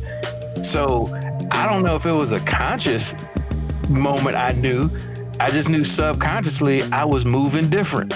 And once you start realizing you moving different now you just swimming against the current now, man. And I won't go swim against the current, not when I could just ride this wave. You know what I'm saying? So I just, so I didn't mean to sound so bad when I said, well, she tolerated me, but I'm just saying, like, as you made your ludicrous quote, like, I had a different life before you met me. Nah, I was in that life when she met me. I was all the way in that life. And I mean, I wasn't that bad. But if you got to put the caveat, I wasn't that bad on, that means you fucked up. You know what I'm saying? But if you got to say I wasn't that bad, that means you was probably pretty effed up. So. Yeah. Agreed. And ladies and gentlemen, this is why men have plausible deniability. You should get some. Everybody should have plausible deniability. To be honest, everybody should. If you really care about your friends, you got just enough. Because look, you shouldn't want your friend to have to lie. True. I don't want my friend to have to lie for me. Like I want to keep them out of harm's way. I want them to really be like, I don't know. I don't know. I was at a family barbecue. Do you know how powerful that is for you to be able to say, I don't know, and really you don't know? I mean, you might have your suspicions, but suspicions, that's not proof. That's not usable in court. You can't say I suspect. It's like, nah, like, hey. See, Moby, I'm gonna let you handle this one. No, okay? Nikki, that is 100% a very, very accurate statement. However, how about doing things that don't need to be lied about? No, here's the thing. However, like, no, and this is the part where I'm going to excuse it. I'm just going to say, however, if you are doing the things that need to be lied about, you shouldn't want to put people you care about in positions they got to do it too. Like I'm just saying, think about them old school gangster movies. The old school gangster movies where it be one dude on the block. Hey, no. I don't want him to come because he can make it out of the hood. I don't want him to come to this crime. I'm gonna go take this, but nah, man, you can do better. What they say on the NWA movie? You better gangbang them books, nigga. Like, you know what I'm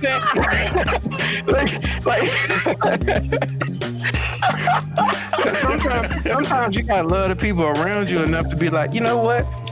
I ain't gonna make you have to do nothing bad because of me. Nah, man, like you don't need to know. What did Nick Fury say in Captain America: Winter Soldier when he was talking to Captain America? He was like compartmentalizing. That way, not everybody knows the secrets. So if somebody gets caught, you can't tell a lie. If you really care about your friends, like you should make sure that they can testify in court and really not know shit. You know what I'm saying? Like, hey, man, I don't know. That dude a grown ass man. I don't know what he was doing. Hey, Black, what's your Adams? Oh shit. Nikki D424 is still shaking her head at you. No. And she should, because Nikki is right.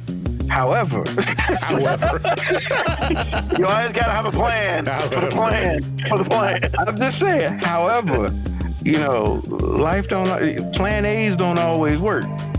Plan B's were invented for a reason. And if that plan B don't work, I guess your plan C means you keeping it. I guess you're gonna have to pay for 18 years.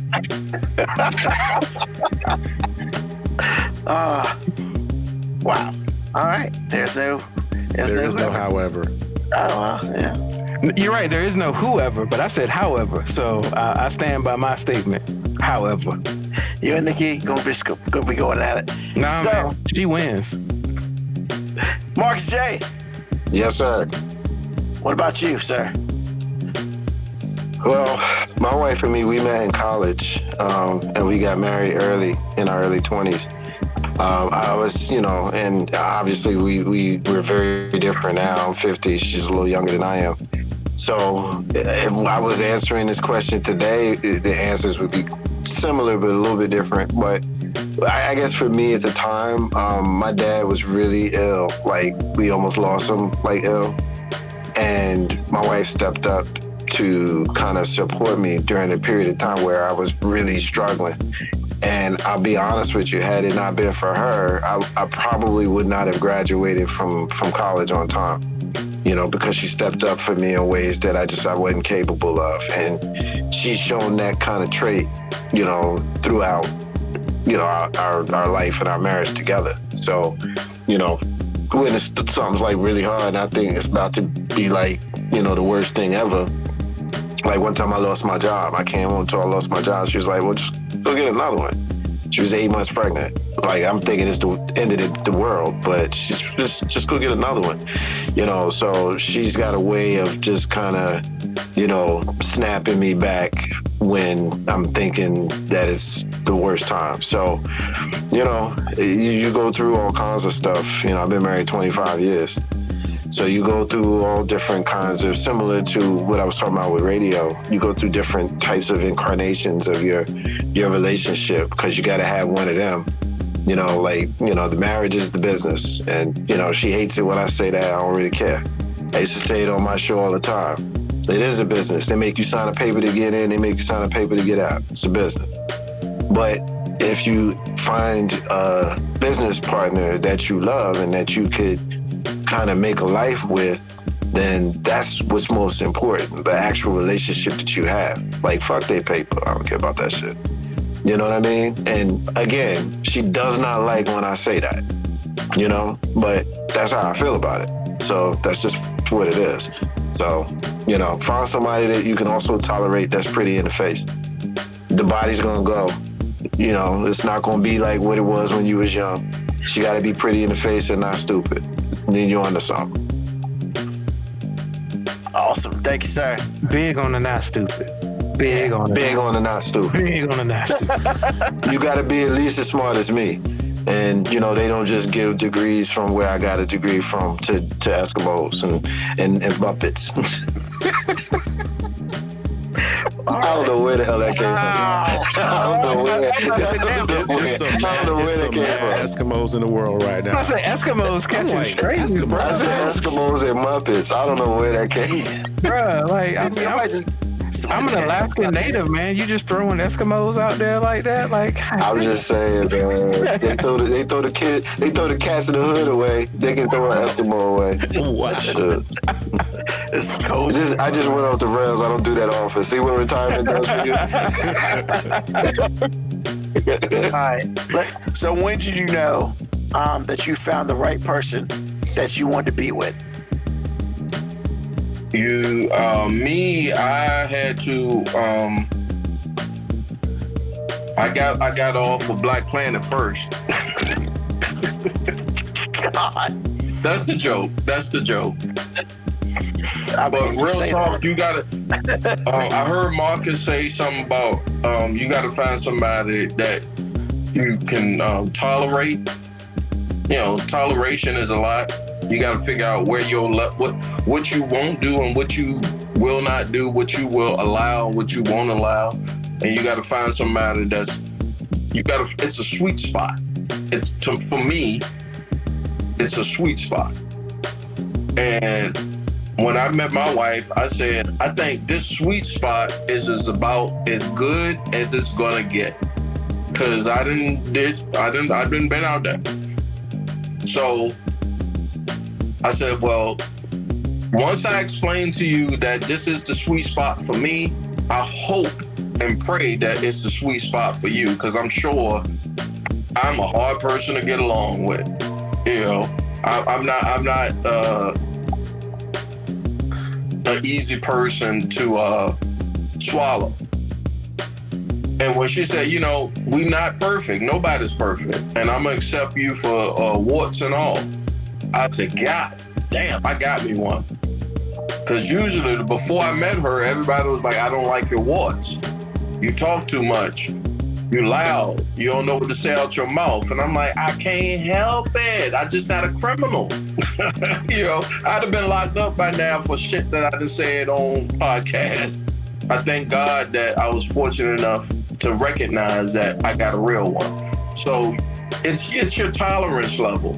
And I tell my sons, all three of my grown men I raised, I say, look, you looking for perfect. Ain't nobody perfect. Ain't not no man, no woman out here is perfect. But find somebody that's gonna walk this road with you. Gotcha. Good. I'll leave it like that. I'm gonna just shut up. All right, let's see here. Nikki, so no dating apps and tolerance. So let's not forget a pretty face with intelligence. Got it. All right.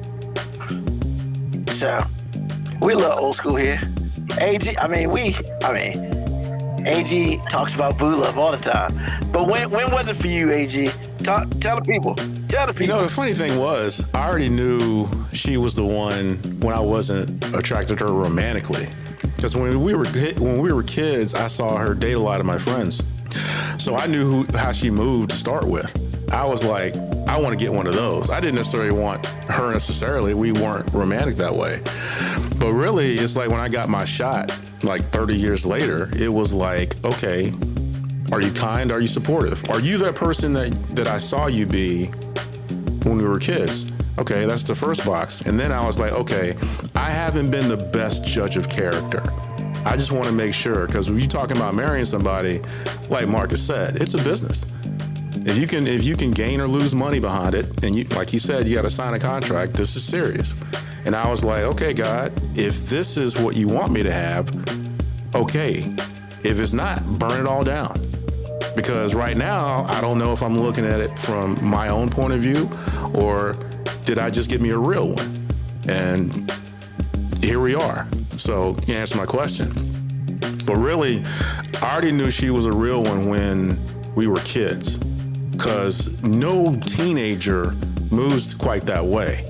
And for her to retain that, you know, through life hardships and all that, and still be kind and supportive the way I needed her to be, then that's all I needed to know. So my moment was like in 10th grade. So I already knew. So if I may ask a follow-up question. Sure thing.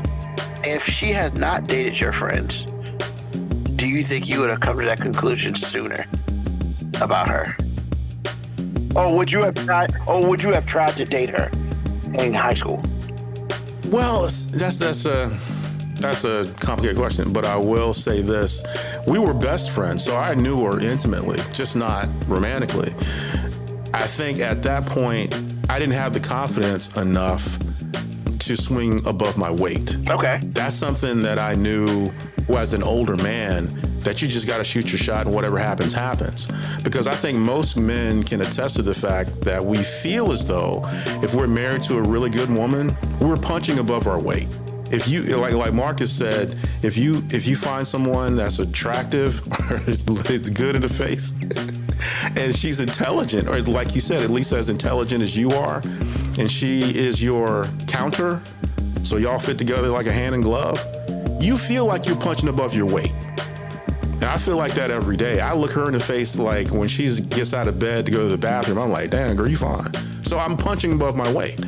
Anytime she does anything for me that I know a lot of these women ain't trying to do, I am punching above my weight. So 18-year-old me, 17-year-old me, 16-year-old me, I had confidence in a few things. Women were not one. And I tended to date that way, so I would take whatever I thought was available or I thought that I could have.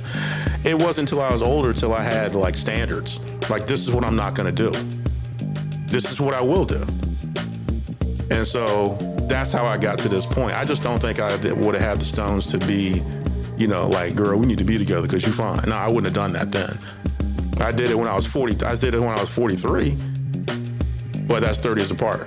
Sorry? How long you been married? Actually, 9 years. It'll be 10 years next year. Shout out to your wife. Yes. The way you spitting that game out tonight.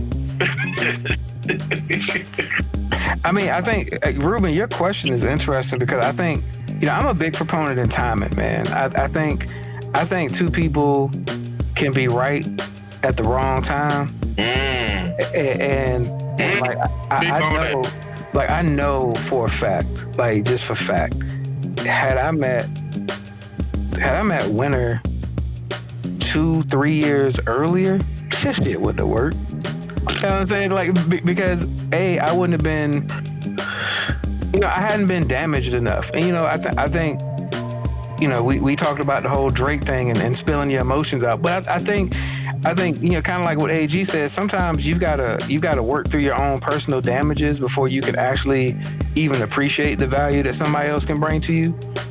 And I just know that I hadn't been damaged enough. Like, I hadn't been depending on certain aspects for my partner to do, because I was in a place where I didn't feel like I needed nobody for nothing. And then when I met her, I was in a place where there were times when I ain't have it. You know what I'm saying? Like, I couldn't even be prideful and egotistical about it and be like, I got it. And she was always there. And that started off just when we were friends. That's kind of like what AG said, not even romantically involved. Like, I was lucky enough to know her, which is also why it's wild, because like I said, she was there when I was not in the right place, and she saw how I moved, and it wasn't the best way to move, but she was always there when I needed her. And not like, oh no, I need you to do this, like in ways that I wasn't even aware that I needed somebody to support me in. Because I've always had confidence. Like, I've never lacked for confidence, but those weak spots that everybody has when you're going through things. Hey man, you preach, Elmo. She always added to those weaknesses I had with a different type of strength. It's also the strength that annoys the shit out of me sometimes when we're butting heads. You know what I'm saying? But it's the strength I fucking need sometimes. Like, I need somebody that's stubborn and hard-headed and does all those things, because sometimes I'm not gonna do it, What that comedian say, look, man, I need my woman, because who else gonna tell the server that my food got messed up? You know what I'm saying? Like, because I might not do it that day, but I know she will. You know what I'm saying? She adds the strength to where I had the weaknesses. And if I'd have met her before, I mean, me and her have joked about it before, because I definitely didn't fit none of the standards of the people that she wanted to be with. So I can tell by the way you give out this game, by G. What? I'm just saying, if I'd have met her earlier, we wouldn't have worked. We might have still been good friends, or we might have been people that had a good time for a short time, but not a long time. You know what I'm saying? Be like, hey, this ain't gonna work. But she caught you at the right moment. Right moment, man. And I believe, I think a lot of people out there saying, I gotta find my person. No, you gotta find the person at the right time.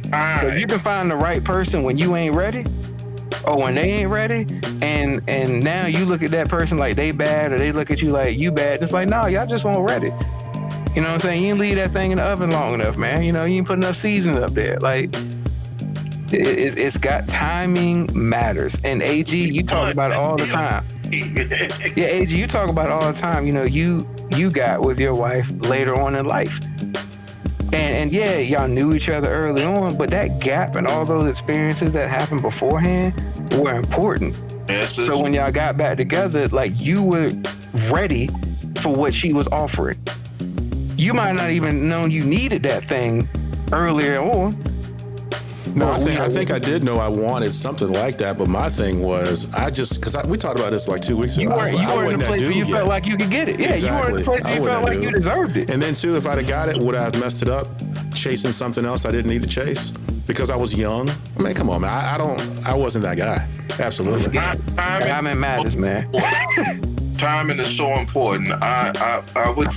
I was listening to when Ruben sent me the text message this morning about what we was gonna talk about tonight, and then as I'm setting up thinking, oh, I got the audio. I want to sound so I'm geeked out in my head, and I ended up fucking it up. So I'm sorry, but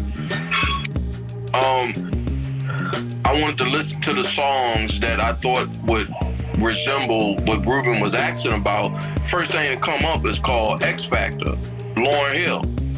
Now, that's not a booty song. That's not a booty song from Lauryn Hill perspective. From Wyclef perspective, It was a booty song. You know what I mean? But from Lauren's perspective, it wasn't a booty song. That lady poured her whole heart out at whatever age it was when she made the song, 19, 20. She couldn't have been no more than 25.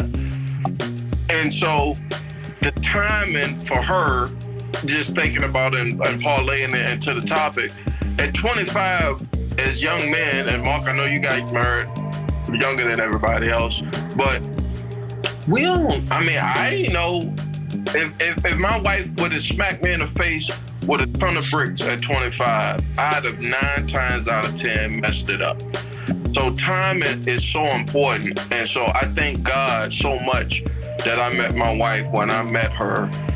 And God was, she said to me, oh, you might not be where you want to be right now, but I'm gonna sit there, I'm gonna let you simmer, I'm gonna work with you, and you're gonna get to where you got to go if you want to get there. You gotta want to be a husband to be a husband. You know what I found with that? I found that most of the women that I have been in communication with, or I've observed, or I know, they got a plan for what they want their marriage and what they want their man to look like, right? And all you can do is fuck it up. That's all you can do is fuck it up. That's all you can do. That's all you can do is fuck it up. Because she already know how she wanted to go. You know what I mean? And hopefully for you and for the family, you know, you with the program. But make no mistake. You know what I'm saying? Like she pretty much has an idea of how she wants it to go. And depending on how happy she is, like I said, all you can really do is fuck it up. That's right. You know, and I think a lot of times, you know, if, you know, again, I got married young. I was 24. I was a few weeks away from my 25th birthday when I got married. And, you know, I've come to the conclusion that a lot of young guys get married to who they sleeping with in their 20s. Yeah. You know, it's just, you know, it doesn't sound all that great again, but I'm just being honest. That's kind of what it is for a lot of people. And you grow into being a good partner or spouse. Because, you know, Muhammad Ali once said, a man of 50 who thinks like he did at 25 just wasted 25 years of his life. You know what I'm saying? So as men, we change, we grow. You know, I certainly wouldn't trade the life that I've been able to cultivate with my wife, but I would be, you know, very curious to talk to a man in his 40s or his late 30s who's embarking on something that I've been on for a long time. Like, it's different. You think different. You know, what you want from her is different. You know, like my wife's got a pretty face and is intelligent. She gonna last forever. That pretty face and intelligence gonna last forever. You know, but if you going into it because you need her to have certain physical aesthetics, you know, you're gonna be paying for that, bruh. You know what I'm saying? In a lot of different ways. Might not be financial, might not be a check, but you're gonna pay for that. Pay for it. Yep, some kind of way. You know what I'm saying? So, I mean, I appreciate this kind of dialogue because you don't get too many 40s and 50s, you know, cats just having like clear dialogue about the stuff that we've talked about. We went from, you know, booty songs to what made you love your wife. Like, that's some real shit. Thank you, Ruben. That's a hell of a transition. Ruben. You're welcome. You're welcome. So, wow, man, like, we'll get to these real quick and then we're going to move on. Black Patricia Adams, like, you know, that's it. She had the right one, but it was the wrong time. She wasn't ready to settle down and spend life with one. As soon as they were both ready, have 4 months of pure happiness. Then a day before her birthday, he passed away on 12/23. That night, they found the ring and the note he wrote to me. He was going to ask for her hand on Christmas. Oh, damn. That's Man, it's hardcore. hard to hear that, I mean, you've man. heard that story, but we ain't hear all of it. Yeah. Yeah. Oh, shit. I mean, that's the thing, right? Like, you know, first of all, thank you, Black Patricia Adams, for basically entrusting us with a story like that. I mean, because that's just, yeah, that's the heart. That's the feels right there. Yeah. But yeah, you know, and like AG said, sometimes we're not ready when we're younger. And as we get older, you know, hey, you gotta You got to, as AG didn't say, you got to shit or get off the pot, right? True. So, and sometimes it's just like that. And then Nikki was like, Grizz is right. You got to want to be a husband because you can't be married living single. Okay, you got to want it. Yeah. I told my wife when I married her, for folks that's out here listening on your algorithm rule, I came into this situation expecting the worst. So, because I got to be with you through thick and thin. Take all that, what the pastor's saying and all that. I got to take you for the good and the bad. And I hope that we get more good than bad. But as a humanist, as a realistic person, I know that bad's gonna come. So it's already, I call it the Pythagorean theorem. Like, it's already built in. It's a given. I know that life is gonna happen, but I want you to know that I got your back 1,000%. And I want you to have the same. Now, if you can't find somebody that you love that give you that same thing, I don't know what to tell you. But when I found it, I was lucky and fortunate enough to say, okay, that's me. Yes. If you got me like I said, I got you. Then we good. Yeah, we good. We Gucci. Hopefully, I'll be doing this podcast long enough to find mine, so I can answer this question one day and explain how I got to where I was. But you know, let's go into the massage parlor, Ruben. Don't do that, Ruben. Don't do it. Oh man, He wants a green card, sir. Stop it. I mean, it's funny that you say that, man, because I feel like if you ask all of us this question a year from now, our answers might be somewhat similar, but because of the growth and things, it's going to be different too. Yeah. You know what I'm saying? There's going to be some differences too, because asking me now, then asking me 5 years ago, 8 years ago, 10 years ago, totally different answer. You know what I'm saying? Like, and there's some positive progression in those answers, and I mean, there's some really honest, like if you'd asked me before the kids and all that, if you'd been like, hey, how'd you know she was your person? Hey man, because ain't nobody excite me sexually like her.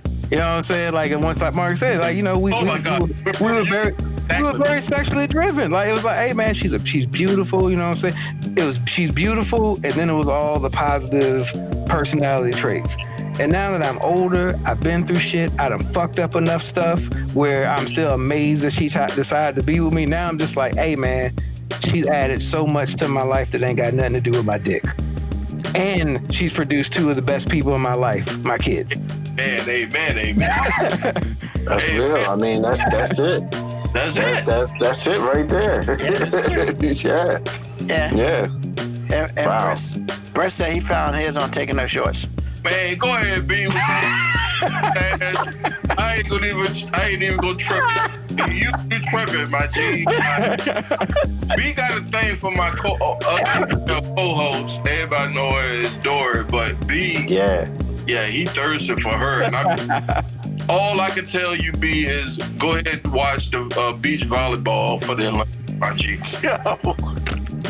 All right. So, this is the time where, you know, we talk about, everybody gets a few minutes to talk about what they want to talk about. So, first of all, we'll extend this to the guests first. I'd like to first of all say thank you, Marcus. Thank you, Jay Grizzy. You know, appreciate y'all.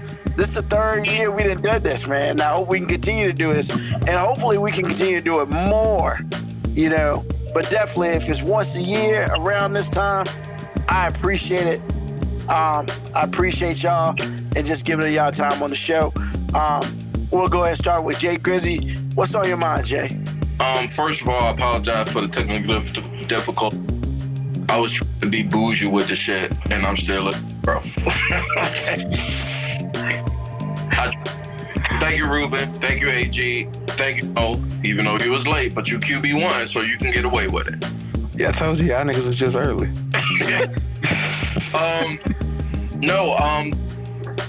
I think, Ruben, the question was, or what you said was, what's on your mind? Or What's on your mind, brother? Hey, man, I'm just happy to be here. I used the hashtag Mr. Leave No Meat on the Bone. We all Black Gen Xers. We all know that we got some common sense about ourselves, that we got a certain amount of time on this rock. And I can tell you this, I said this last week on my show, everybody that know me gonna know where I stand. Ain't gonna be no misconception. Ain't nobody, because the way this internet and the way this social media and the way this algorithm gonna go, if what you looking for, you gonna find it. You gonna find it. So I just want to put it down in perpetuity for my loved ones, my family, my homies, like Marcus J. Rube. Like, ain't no guessing. Ain't no need for no guessing.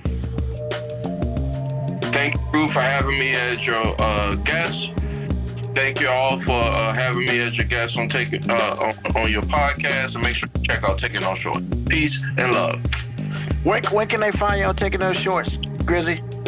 We live every Friday, 8:45 color people time. Meaning if I figure out this board right, we'll be right on time. Otherwise, we're everywhere where you hear your favorite podcast. It's a little ghetto. Be working on me with that, but it's strange that I could work with somebody that don't believe in God. But I love him as my brother just the same. But every 8:45 CPT every Friday, and on all social media platforms, and Google, Apple, Spotify, wherever you get your favorite podcast. And this is why Mark say, get off my platform. I'm lit, dude. Come on now, y'all. What it is? Shocker. Thank you. I'm lit. Shocker, you're lit. Thank you, Jay. You're lit too. I wish. Some things would make more sense. But yeah, I appreciate you taking some time to be on our show today. Marcus J, man, what's on your mind, brother? First, I'd like to thank AG and MOP for allowing us to spend some time with our shared brother, Big Rube, and we bring our shows together like Voltron, so I appreciate it. I'm gonna hit on three actually. I'm gonna hit on three things real quick, and then I'll be done. The first thing that I'm gonna hit on is political intellectuality. Like I'm about tired of, people with so many opinions and a lack of political savvy from people who should have common sense. People who say things like, I'm not with her, and they will break their neck to try to explain to you all the reasons why they with him, but they don't like anything about him because you heard them talk before. You just want to throw shade at the sister. And let's be clear, that's a sister. And we should be supportive of her. We should be supportive of common sense, and we should be supportive of democracy. And if you don't like her, fair enough. But the alternative is him. And if that's what you want, then so be it. But don't be intellectually disingenuous with the bullshit. Just say what it is you want to say. And most folks ain't. And so that's the first thing I wanted to touch on. Second thing I wanted to touch on is I'm about tired of seeing WWE hide Jade under Bianca Belair, because we know the reason why we're not seeing them on television right now is because Jade is awful in the ring. You got SummerSlam, the biggest pay-per-view of the summer, and neither one of them are nowhere to be found. And it's largely because Jade is awful in the ring. If you need a trainer, then train her. But to take Bianca off of TV because of it is just stupid. And I said 5 years ago, and y'all remember, because we had the conversation, that as much as y'all trying to throw Roman Reigns down our throat, it's awful. You need to turn him to the biggest, nastiest heel. And when you finish that run and you bring him back, you're going to find yourself with the greatest baby face you ever had. And we saw that last night. I'm taking credit for it. And the last thing that I will say is if you don't have Netflix and you don't have Disney, then you're doing yourself a disservice, because if you ain't watched Supercell, then you're missing one of the greatest shows that I've ever seen, because I enjoyed it because it's black people with superpowers, and I'm just here for that. And the Acolyte will drop a jewel on you if you're a Star Wars person that you did not see coming. And if you saw it, you know what it is. I appreciate the opportunity to speak. And I am going to end it right there. So thank you, brothers. I appreciate you. No problem, sir. No problem. We appreciate Supercell is dope. Supercell. Is that on Netflix? Yes. Yes. I haven't watched it. I will watch it now because even the way they explain how they have their powers, like dope. Is it like The Boys on Amazon? It's No. not a super. No. I'll give you a better analogy. Think that show Heroes from a long time ago that they had. That when it first came out, it was great, and then they blew it because it got too weird. Well, the first season of Supercell ended before it got too weird, so it's still dope. Real talk. I know Ruben the host, so he got to take the show off. But yo, that's the best. What was the end of the show we used to do on Grants and closings. Yeah, no. What was the closings? That was the best, bro. That was one of the best. I appreciate it, brother. I appreciate you. Awesome. Once again, thank both of y'all for being on the show. Appreciate you very much. AG, man, what's on your mind? Two things. Us as content creators, journalists, anybody who can get an idea or a fact from the source, be sure that you are putting facts out there because you can start people on the road because they're depending on you to get it right so they believe that you're right. So understand that when you say stuff, because if it's untrue or unsubstantiated, then you cause something. Because there's a female boxer that people tried to make her a man, and then we taken off with a whole narrative about a man that's not a man, it's a woman. She was a woman the whole time. This woman, her opponent got so mad, she got hit so hard, she said some stuff, and nobody did any background on whether what she said was true or not. So we got her out here, we got a pure woman that's been a woman, identified as a woman her entire life, a trans woman. And so everybody's up in arms about stuff, and it's like, hey, we got to make sure that when we have a chance to be at the source, that we make sure that the source is true. Because when we put stuff out here, people trust us and they're going to believe us. Or people are lazy and they're just going to ride with whatever we say. So just be careful of that. Second thing, rest in peace, Erica Ash. If you're not really familiar with her, she's the lady that played on, she had a stint on Mad TV. If you're not familiar with that, she's on a really good show called Survivor's Remorse. That's where I was first introduced to her. Well, my wife let me know that she passed away. I heard that she passed away a couple days ago. She told me why. And it was I think it was a cancer issue. I don't know what kind of cancer it was. She said it was breast cancer, so I'll go with that. It was? Okay. So it was breast cancer. So rest in peace, Erica Ash. I really appreciated what she had while she was living, and that's what I got on my mind. Awesome, man. Thank you, sir. Appreciate you. Mo B, man, what's on your mind? So today, before I went to this coaches meeting, went to church, and I often really talk about like messages I heard at church that like resonated with me in the moment. Not that it doesn't happen, but something resonated with me today. AG and Ruben, y'all have pointed it out several times, and the pastor was talking about it, and he was like, a lot of times people mask their gifts through false humility because of guilt.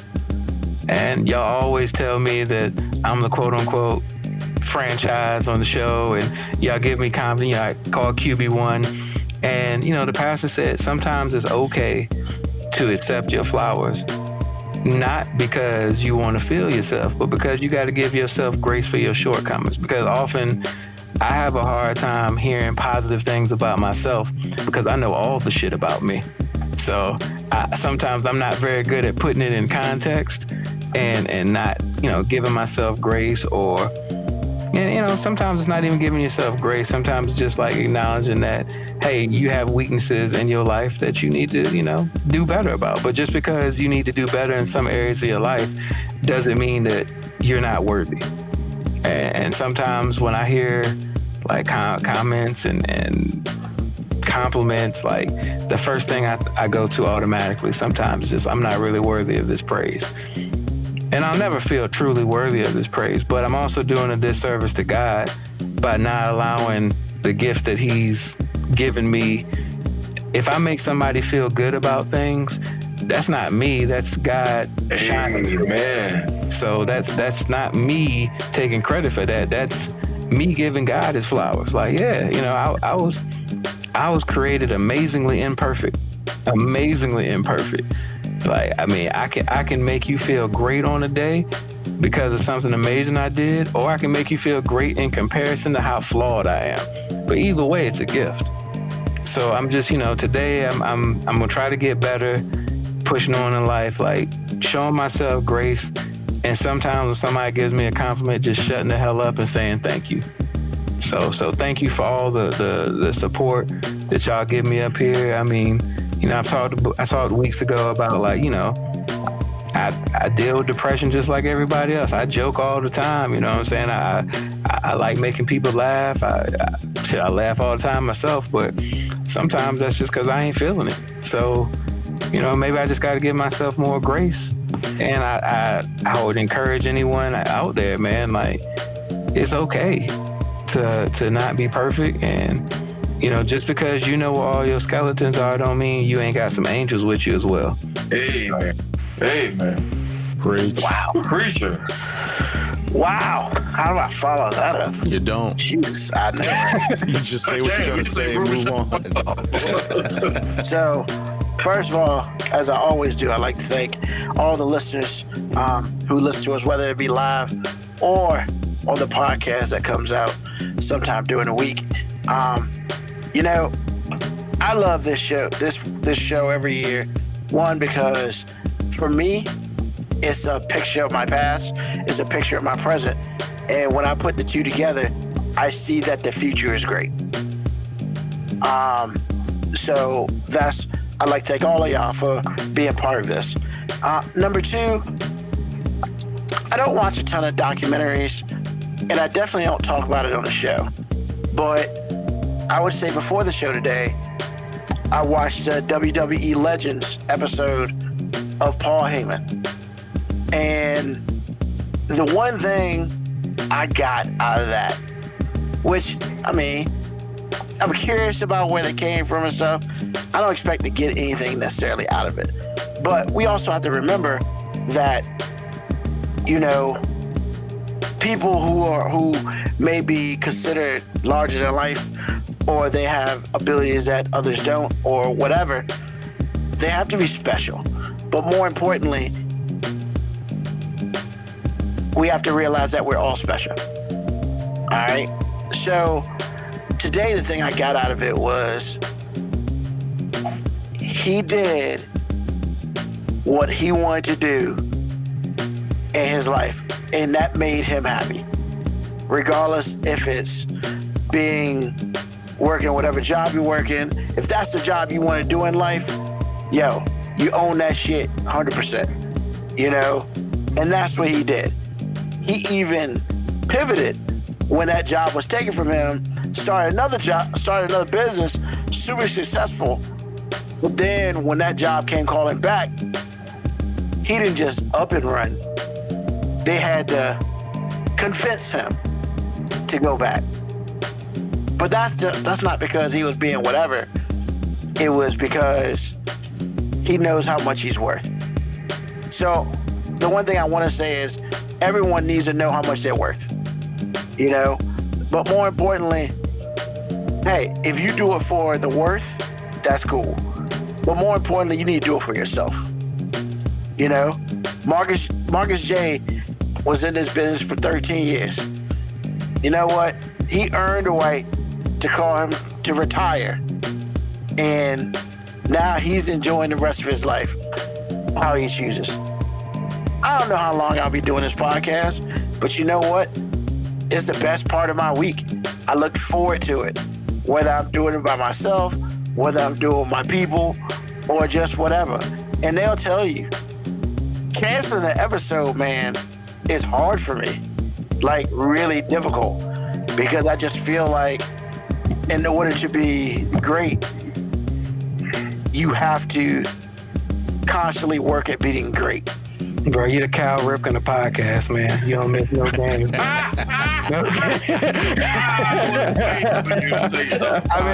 Ruben. Please. I think honestly, I've really missed like 2 podcasts out of the whole 236, but 7. You had wait a minute. You had 236?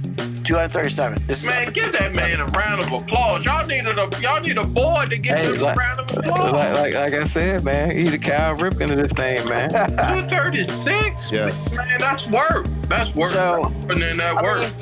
But you know what? They also said, if you love what you do, that's not work. And I love what I do. I can tell you, if I get to 236, I'm quitting before I get to 236. I'm not getting to 236. Yeah, I'm not doing that. But, I mean, it's one of those things, you know. I guess, you know, back to what I was saying is like, yo, whether you get paid to do it, whether you do it for free, whatever you do is always best if you love it. Because if you love it, you're more inclined to stay with it. And, you know, I say this as well, you know, and they all give me shit about it, but it's whatever. Like, this is the longest relationship I've ever been in. Oh, you know, but, you know, I say that because for me, this ain't work. I do this. This is me. You get 95% unadulterated Ruben, as they'll tell you. I think it's 100, but, you know, they say that's not true. But it's one of those things where all I'm saying to everybody out there is like, yo, follow your passions, man. Just do what you want to do. And just make sure that what you want to do is something you want to do. And with that being said, as always, I'd like to thank everybody on the episode today. I'd like to thank the fans who listen and who listen to the podcast version. I also like to thank all 4 of y'all for being on the show today. We do this every Sunday night, 9 p.m. Eastern Standard Time, and we do it until we don't do it no more. And today, yeah, we was up here for a long time, but that's whatever. I hope not. Ain't nobody tell y'all to get here early. You was late. Fuck you. But, you know, once again, special thanks to Jay Grizzy Green and Taking Those Shorts podcast. Special thanks to Marcus J, you know, for both y'all being on the show. Always thanks to Mo B and AG for being here with me. Hey, you know, this is what we do. Tell a friend, tell an enemy, just tell somebody about us. You know? That's how we at 237, because somebody that told somebody about us. So we appreciate it. Hey, you know how we do. Next Sunday night, 9 p.m. Be there, be square, just be there. Doesn't really matter. And as we always do, peace, love, hair grease, soul, and deuces.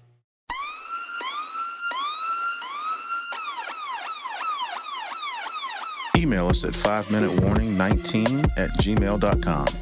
And also leave comments on Facebook and Twitch. Search 5 Minute Warning. Contact us on Twitter at AG_FMW Podcast, at Newsman25, at FMW 2019. Contact us on Instagram, Moby 5 Minute Warning, AG_5 Minute Warning, Newsman25. You can listen to the podcast at Apple Podcast, Spotify, or wherever you get your podcast. Thank you for listening. This has been another episode of